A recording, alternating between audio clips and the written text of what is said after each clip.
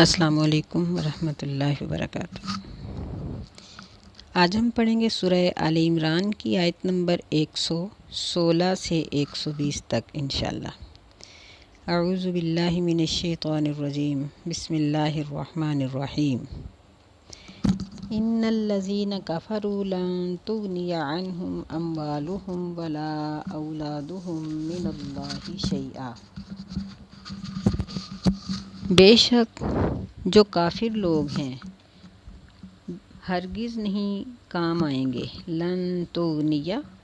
یعنی ان کو کافی نہیں ہوں گے، ان کے کام نہیں آئیں گے، ان کے مال اور نہ ان کی اولاد، من اللہ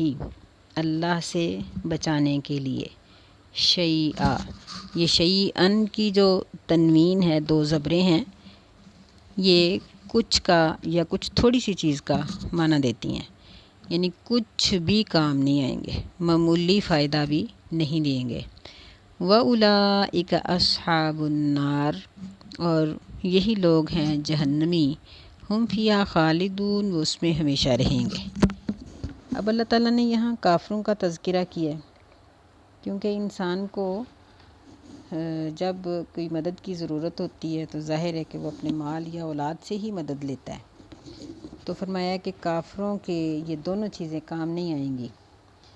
کیونکہ اس سے پہلی آیات میں اللہ تعالیٰ نے اہل کتاب کے ان خوش بخت لوگوں کا ذکر کیا ہے جو نیکی کے کام کرتے تھے اور کرتے ہیں، اور پھر نبی صلی اللہ علیہ وسلم پر ایمان لے آتے ہیں۔ لیکن جن لوگوں نے نبی علیہ السلام کا انکار کر دیا اور دنیا کی خاطر، اپنی خواہشات کی خاطر انہوں نے دین کو قبول نہیں کیا، تو ایسے لوگوں کے مال اور اولاد ان کے کچھ بھی کام نہیں آئے گی۔ نبی علیہ السلام کی بعثت کے بعد اور یعنی اہل کتاب تک آپ کی بعثت کی خبر پہنچنے کے بعد اگر کوئی بھی یہودی یا عیسائی نبی صلی اللہ علیہ وسلم کا کلمہ نہیں پڑھتا تو وہ بالاتفاق کافر ہے، اور اللہ تعالیٰ کے پاس اس کے لیے عذاب کے سوا کچھ نہیں۔ تو فرمایا ہے کہ ان کو کچھ بھی ان چیزوں سے فائدہ نہیں ہوگا جن کی خاطر انہوں نے نبی علیہ السلام پر ایمان قبول نہیں کیا۔ آگے اللہ تعالیٰ اس کی مثال دیتے ہیں، مثل ما ينفقون فی هذه الحیاۃ الدنیا کہ اس چیز کی مثال جو وہ اس دنیا کی زندگی میں خرچ کرتے ہیں، حیا کا معنی زندگی، دنیا کی زندگی میں خرچ کرتے ہیں، کمثل ریح فیہا سر اصابت حرث قوم ظلموا انفسهم فاہلکت، اس کی مثال اس تیز ہوا کی طرح ہے، یعنی جو انتہائی سرد اور تیز ہوا ہو اس کی مثال ہے، اصابت حرث قوم جو ایسی قوم کی کھیتی کو پہنچے، ظلموا انفسهم جنہوں نے اپنے آپ پر ظلم کیا، فاہلکت اور وہ ہوا اس کھیتی کو ہلاک کر دے،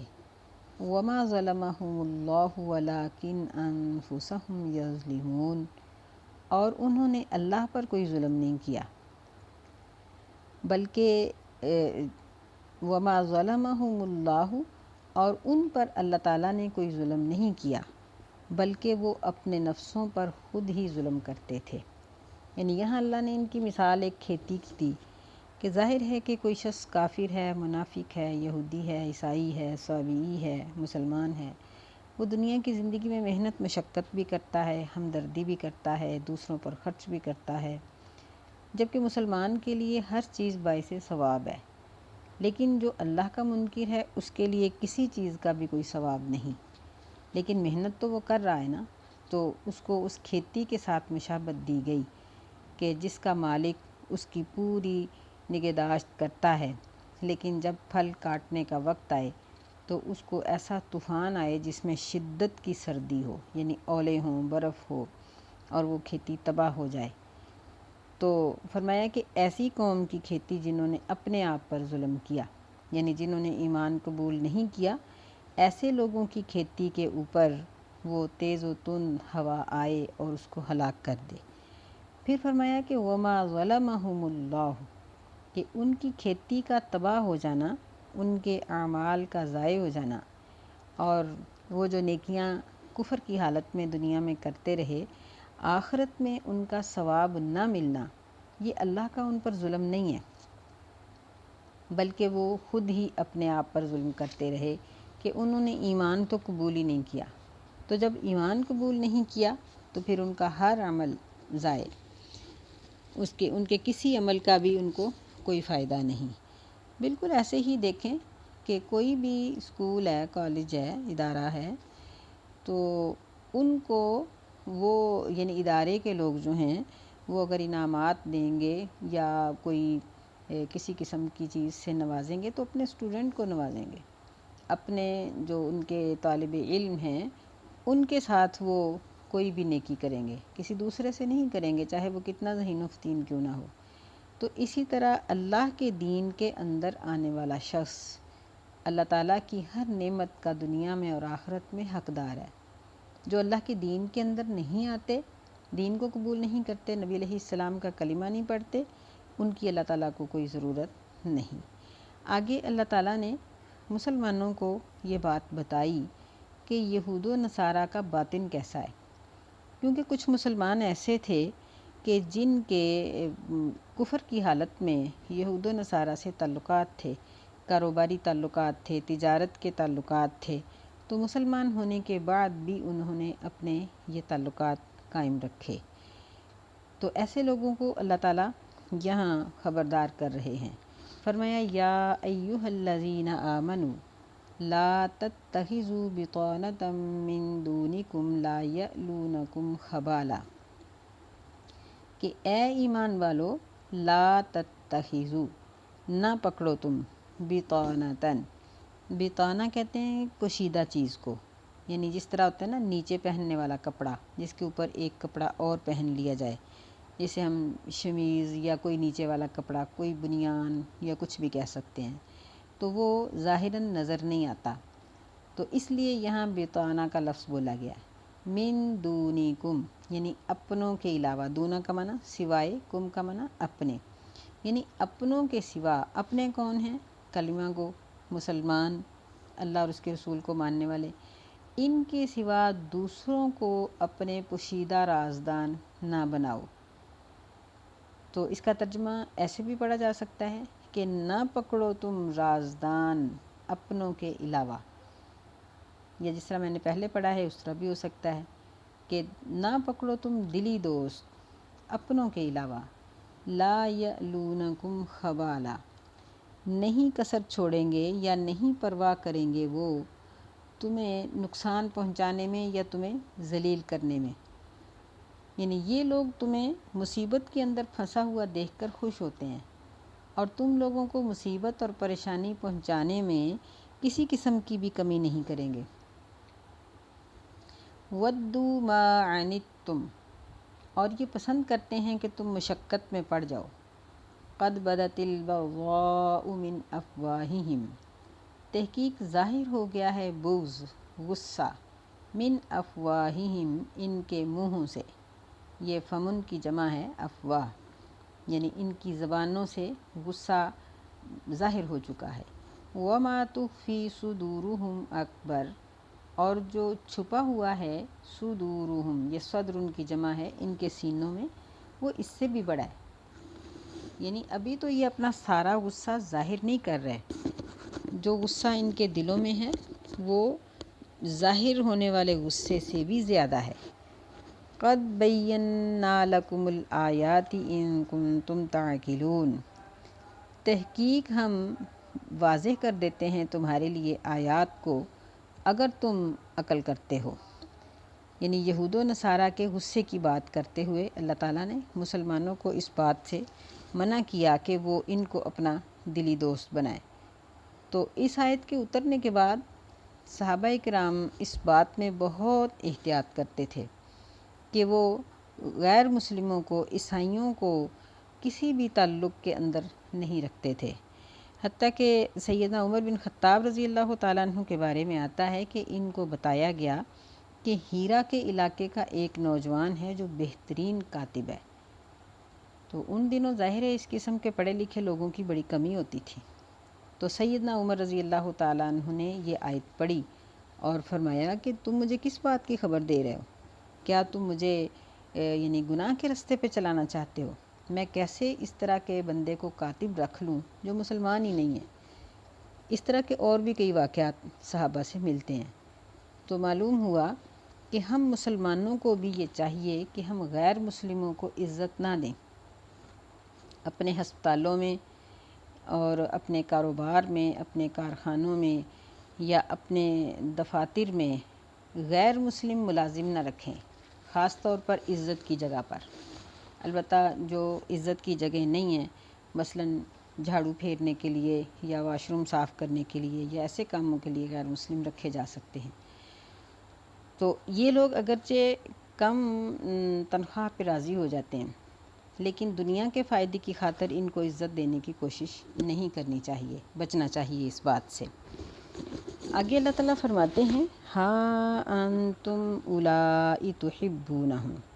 کیا تم ایسے لوگ ہو کہ تم ان سے محبت کرتے ہو، ولا یحبونکم، اور وہ تم سے محبت نہیں کرتے، وتؤمنون بالکتاب کلہ، اور تم ایمان لاتے ہو تمام کتابوں پر، یعنی تورات، زبور، انجیل، باقی تمام صحف کو تم سچا کہتے ہو، ایمان لاتے ہو، یقین کرتے ہو ان کی سچائی پر، لیکن وہ نہیں کرتے۔ یعنی یہاں یہ جملہ محذوف ہے کہ وہ تمہاری کتاب کو سچا نہیں کہتے، تم ان سے محبت کرتے ہو، وہ تم سے محبت نہیں کرتے۔ وَإِذَا لَقُوكُمْ قَالُوا آمَنَّا، اور جب وہ تم سے ملتے ہیں تو کہتے ہیں کہ ہم ایمان رکھتے ہیں، یعنی ہم تمہاری کتاب کو سچا کہتے ہیں، اور وہ یقین دہانی کراتے ہیں۔ وَإِذَا خَلَوْا عَضُّوا عَلَيْكُمُ الْأَنَامِلَ مِنَ الْغَيْظِ، اور جب وہ تم سے ملنے کے بعد جدا ہو جاتے ہیں، چلے جاتے ہیں، عَضُّوا، کاٹتے ہیں، اس کا معنی ہوتا ہے عَضَّ یعُضُّ، اپنے دانتوں سے کسی چیز کو چبانا، کاٹتے ہیں وہ تم پر، اناملہ، یہ انملتن کی جمع، اپنی انگلیاں، من الغیظ، غصے سے، یعنی اس قدر غصے میں بھرے ہوئے ہیں کہ اپنی انگلیاں چباتے ہیں۔ قُلْ مُوتُوا بِغَیظِکُمْ، کہہ دیجئے کہ مر جاؤ تم اپنے غصے سے، ان اللہ علیم بذات الصدور، بے شک اللہ تعالیٰ جاننے والا ہے دل کی باتوں کو۔ یعنی ان سے کہو کہ تم اپنے غصے میں مر جاؤ، اللہ نے مسلمانوں کو جو فائدہ دینا ہے اس کو تم نہیں روک سکتے، کیونکہ اللہ جانتا ہے جو کچھ دلوں میں ہے۔ یہ آیات دیکھیں کہ یوں لگتا ہے کہ جس طرح آج اتر رہی ہیں۔ ہم اگر اپنے حالات کو دیکھیں، پاکستان اور امریکہ کے تعلقات، پاکستان اور چائنا کے تعلقات، پاکستان اور روس کے تعلقات، اسی طرح پاکستان کے دوسرے غیر مسلم ممالک کے ساتھ تعلقات، تو ہمیں یہ آیات اس طرح روشن اور واضح نظر آ رہی ہیں کہ جس طرح آج اتری ہیں۔ یہی قرآن مجید کا اعجاز ہے کہ یہ کسی دور میں بھی پرانا نہیں ہوتا، اس کے احکامات ہر دور میں نئے ہیں۔ کہ دیکھیں کہ یہ لوگ مسلمانوں کے ساتھ یہی سلوک کر رہے ہیں۔ پاکستان میں اگر ان کا کوئی چھوٹا موٹا بندہ آ جاتا ہے کسی دورے پہ تو یہاں ہمارے حکمرانوں کو یقین دہانی کرا دیتا ہے۔ وَإِذَا لَقُوكُمْ قَالُوا آمَنَّا، کہ ہمیں تمہارے اوپر یقین ہے، ہم تم دوست ہو، ہاتھ میں ہاتھ ڈال کے تصویریں بنوا لیتے ہیں، ایک دو خبریں شائع کروا دیتے ہیں، اور جیسے ہی اپنے ملک لوٹ کر واپس جاتے ہیں تو اتنے بڑے الزام پاکستان کے اوپر۔ پاکستان میں اگر کوئی قدرتی معدنیات کا ظہور ہو جاتا ہے، کوئی چیز ظاہر ہو جاتی ہے، گیس نکل آتی ہے، پانی تیل نکل آتا ہے، کوئی سونے کی کان نکل آتی ہے، کوئی کوئلے کی کان نکل آتی ہے، تو ان لوگوں کو مصیبت پڑ جاتی ہے، فوراً اپنی کمپنیاں لا کر بٹھا دیتے ہیں۔ اور ویسے ہی منافق ہیں پاکستان کے حکمران بھی جو ان کے پیچھے لگ جاتے ہیں۔ تو اللہ تعالیٰ نے ان ساری چیزوں کو یہاں بیان کر دیا، اور پچھلی آیت میں فرمایا قَدْ بَيَّنَّا لَكُمُ الْآيَاتِ، کہ ہم نے تمہارے لیے ان ساری باتوں کو کھول کر بیان کر دیا ہے۔ ان کنتم تعقلون، اگر تمہیں عقل ہے، سمجھدار ہو تو سمجھ لو۔ چلے ہم حکمرانوں تک تو نہیں پہنچ سکتے، کم از کم ہم اپنے آپ تک تو رہ سکتے ہیں کہ ہم اپنے طور پر اہل کتاب اور غیر مسلموں کے ساتھ ایسے تعلقات نہ رکھیں۔ جن سے مسلمانوں کو نقصان پہنچے اور ہماری اپنی شخصیت کو نقصان پہنچے، خاص طور پہ وہ لوگ جو ایسے علاقوں میں رہتے ہیں جہاں غیر مسلم پائے جاتے ہیں یا ان کے ممالک میں رہتے ہیں، تو ان کے لیے یہ آیات بہت ہی زبردست ہیں کہ وہ ان کے فتنوں سے اور ان کے فسادات سے بچیں، اور مسلمان کبھی بھی ان پر بھروسہ کرتے ہوئے ان کے ملکوں میں نہ جائیں، تجارت کی خاطر اور کاروبار کی خاطر ان ملکوں کا سفر نہ کریں، بلکہ اپنے ملکوں میں رہ کر کمائیں اور اس بات پر ایمان رکھیں کہ جو چیز ان کی قسمت میں لکھی ہے ان کو وہی ملے گی، چاہے وہ کہیں بھی چلے جائیں۔ اگلی آیت میں اللہ تعالیٰ فرماتے ہیں ان تمسسکم حسنۃ تسؤہم، کہ اگر تمہیں کوئی اچھائی پہنچتی ہے تو ان کو بری لگتی ہے، وَإِن تُصِبْكَ سَیِّئَةٌ یفرحوا بِہَا، اور اگر تمہیں کوئی مصیبت اور برائی پہنچتی ہے یفرحوا بِہَا، تو وہ اس سے خوش ہوتے ہیں۔ یعنی یہ ہے ان کی حقیقت کہ مسلمانوں کا نفع ان کو ایک آنکھ نہیں بھاتا، مسلمانوں کی تکلیف سے یہ خوش ہوتے ہیں، مسلمانوں پہ کوئی سیلاب آ جائے، کوئی جنگ ہو گئی، کوئی زلزلہ آ گیا، کوئی مصیبت آ گئی تو خوش ہوتے ہیں۔ فرمایا کہ وَإِن تَصْبِرُوا وَتَتَّقُوا، اور اگر تم صبر کرو گے اور تقوی اختیار کرو گے، لا يَضُرُّكُمْ كَيْدُهُمْ شَيْئًا، تو تمہیں ان کا مکر کچھ بھی نقصان نہیں دے گا۔ ان اللہ بما یعملون محیط، بے شک اللہ تعالیٰ اس چیز پر جو وہ عمل کرتے ہیں اس کو گھیر لینے والا ہے، یعنی اس کا احاطہ کرنے والا ہے۔ یعنی مسلمانوں کی خوشی ان کے لیے تکلیف دے اور مسلمانوں کی تکلیف ان کے لیے خوشی کا باعث ہے، تو پھر جہاں جنگ کا موقع ہے جنگ کر لو، اور جہاں مسلمان ان سے جنگ نہیں لڑ سکتے وہاں صبر کر لیں، لیکن تقوی کا دامن نہ چھوڑیں، تقوی کو تھامے رکھیں، تو پھر ان کے مکر مسلمانوں کو کچھ بھی نقصان نہیں دیں گے۔ تو اللہ تعالیٰ نے ہمیں ان آیات میں خبردار کیا ہے ان کے باطن کے بارے میں کہ یہ لوگ اندر سے کیسے ہیں۔ تو ان آیات کو سامنے رکھتے ہوئے ہمیں ایسے لوگوں کے ساتھ تعلق نہیں رکھنا چاہیے، نہ کاروباری تعلق، نہ گھریلو طور پہ کوئی تعلق جس میں مسلمانوں کو ذلت پہنچتی ہو اور ان لوگوں کی عزت ہوتی ہو، یعنی ایسا کوئی تعلق ان کے ساتھ نہ رکھیں، بلکہ فرض کریں کہ اگر محلے میں دو دکانیں ہیں، ایک مسلم کی ہے ایک غیر مسلم کی، تو مسلمان کی دکان سے سودا خریدو چاہے وہ مہنگا ہی دے۔ ایک ڈاکٹر غیر مسلم ہے اور ایک مسلمان، تو آپ مسلمان کے پاس اپنے علاج معالجے کے لیے جائیں اور مسلمانوں کے اسکول استعمال کریں، غیر مسلموں کے اسکولوں میں اپنے بچوں کو مت ڈالیں۔ اسی طرح مصنوعات میں بھی کوشش کریں کہ مسلمانوں کی مصنوعات کو خریدا جائے اور ان کی مصنوعات کو خریدنے سے بچا جائے۔ اللہ تعالی ہمیں توفیق خیر عطا فرمائے، آمین۔ السلام علیکم ورحمۃ اللہ وبرکاتہ۔